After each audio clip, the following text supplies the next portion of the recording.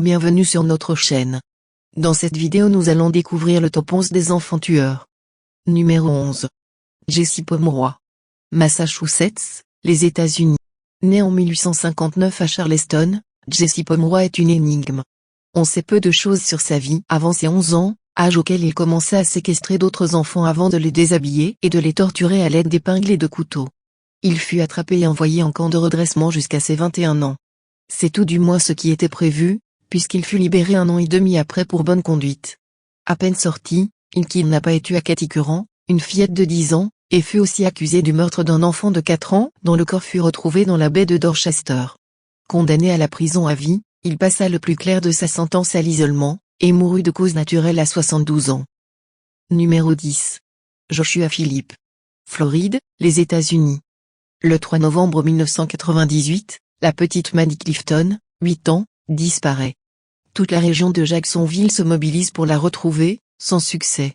Son jeune voisin, Joshua Philippe, participe d'ailleurs aux recherches. 7 jours plus tard, la mère de ce dernier constate une fuite sur le matelas à eau de son fils. En inspectant de plus près la fuite, elle découvre le cadavre de Maddie, caché sous le lit de son fils. Philippe, alors âgé de 14 ans, explique qu'il jouait au baseball avec Maddie et qu'il l'a frappé à l'œil avec sa batte, par accident. Pris de panique, il a traîné la fillette jusque dans sa chambre où il l'a étranglée avec le câble de son téléphone pendant près de 15 minutes. Comme cela ne fonctionnait pas, il l'a poignardée une dizaine de fois avant de la frapper de nouveau avec sa batte. Condamné pour meurtre, Philippe purge aujourd'hui une peine à perpétuité sans possibilité d'appel, bien que sa mère tente depuis plusieurs années de faire revoir sa sentence. Numéro 9. Alyssa Bustamante. Missouri, les États-Unis. Le plus effrayant dans l'affaire d'Alyssa Bustamante est le sang-froid et le recul avec lequel la jeune fille de 15 ans s'est livrée à ces atrocités. Utilisant sa petite sœur comme appât, elle parvint à isoler une fillette de 9 ans dans une zone boisée isolée. Après l'avoir poignardée violemment, elle lui trancha la gorge. Sa seule motivation ? Voir ce que ça faisait. Dans son journal intime, elle explique même y avoir pris un certain plaisir. S'il est difficile d'expliquer le passage à l'acte d'Alyssa, plusieurs psychologues évoquèrent sa dépression et ses multiples tentatives de suicide afin de relever la fragilité de la jeune fille. Condamnée à perpétuité avec possibilité d'appel, elle est aujourd'hui toujours en prison. Numéro 8.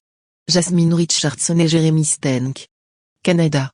Jasmine Richardson. Ou quand la passion adolescente et l'horreur macabre se rencontrent, les parents de Jasmine, alors âgé de 12 ans, lui avaient interdit de voir son petit ami, un homme de 23 ans appelé Jeremy Stenck. Sans doute manipulée par ce dernier, la jeune fille accepta de prendre part à ce qui s'avéra être un bain de sang.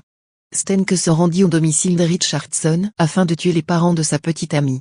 Il se dirigea ensuite à l'étage et força Jasmine à poignarder son petit frère âgé de 8 ans. Dans une cavalcade qui rappelle étrangement le film Tueur né, Stenck a affirmé avoir regardé ce film juste avant de passer à l'acte. Les deux amoureux s'enfuirent avant d'être rapidement rattrapés et condamnés. Lors du procès, on se rendit vite compte que la jeune Jasmine n'avait pas été manipulée et qu'elle avait elle-même souvent demandé à son petit ami de tuer sa famille. Numéro 7. Eric Smith. New York. Les États-Unis. Le 2 août 1993, le petit Eric Smith, âgé de 13 ans, parvint à isoler un garçonnet de 4 ans, Derrick Roby, dans un bois. Après l'avoir étranglé et frappé au visage avec des pierres, il lui fit subir de multiples sévices, parfois sexuels. Il avoua tout quelques jours après l'enterrement de sa victime. Eric était souvent la cible de moqueries à cause de ses épaisses lunettes, de ses cheveux roux et de ses oreilles décollées, mais cela n'explique pas la hargne et la violence de son crime. Un psychologue a diagnostiqué chez lui un trouble explosif intermittent qui l'empêcherait de contrôler ses pulsions, mais cela n'a jamais été vérifié. Malgré plus d'une demi-douzaine d'appels, il est aujourd'hui toujours emprisonné. Numéro 6. George Stinney. Caroline du Sud, les États-Unis. Les États-Unis sont fans des records pénitentiaires. Avant le record de la plus jeune perpétuité avec Lionel Tate, il détenait déjà celui de la plus jeune personne exécutée au XXe siècle.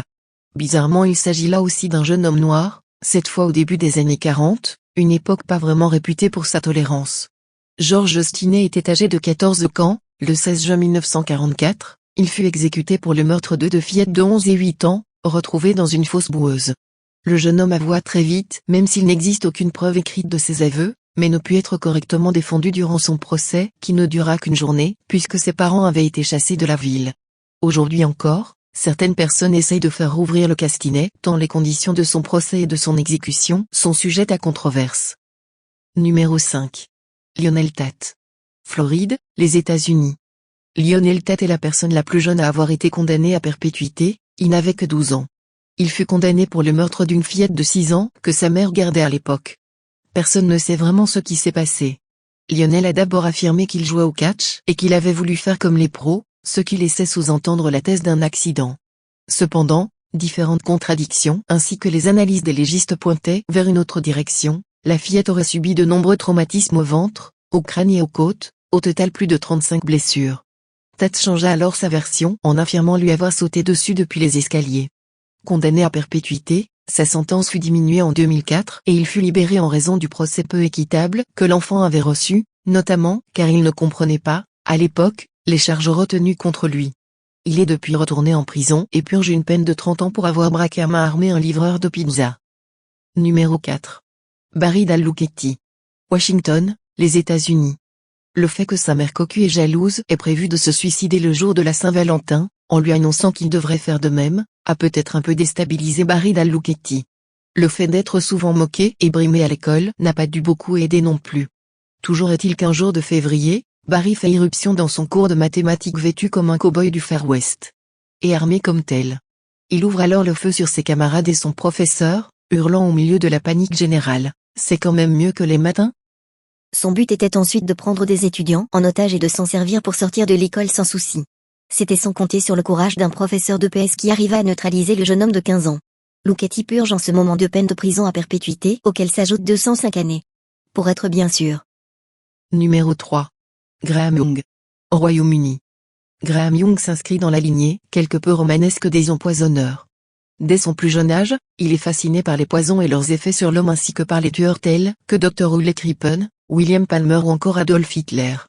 2 passions quelque peu inquiétantes, si vous voulez notre avis. Il commence très vite à expérimenter ses concoctions sur les premiers cobayes qui lui tombent sous la main, sa famille et ses amis. Diarrhée, vomissements, ça ne va pas fort pour la famille Young. En 1962, c'est la mère de la nouvelle femme du père Young qui meurt. Elle est la première victime du jeune Graham, alors âgé de 14 ans. Arrêté après qu'un de ses profs ait trouvé un peu bizarre ses cahiers pleins de notes et de dessins d'hommes mourants, il est incarcéré dans un hôpital haute sécurité. Cela ne l'empêchera pas d'empoisonner plusieurs de ses codétenus. Libéré à 23 ans, il s'installe chez sa sœur et se remet très vite à sa petite manie. Suite à la mort par empoisonnement de 2 de ses collègues, Young est renvoyé en prison où il finira sa vie. Numéro 2. John Venable et Robert Thompson. Au Royaume-Uni. La mère de James Bulger ne se doutait pas qu'en laissant son fils de 3 ans devant le boucher, pendant quelques minutes, elle venait de le condamner. John Venable et Robert Thompson, tous 2 âgés de 10 ans, avaient un objectif très simple. Ils voulaient isoler l'enfant afin qu'il se fasse renverser par un véhicule.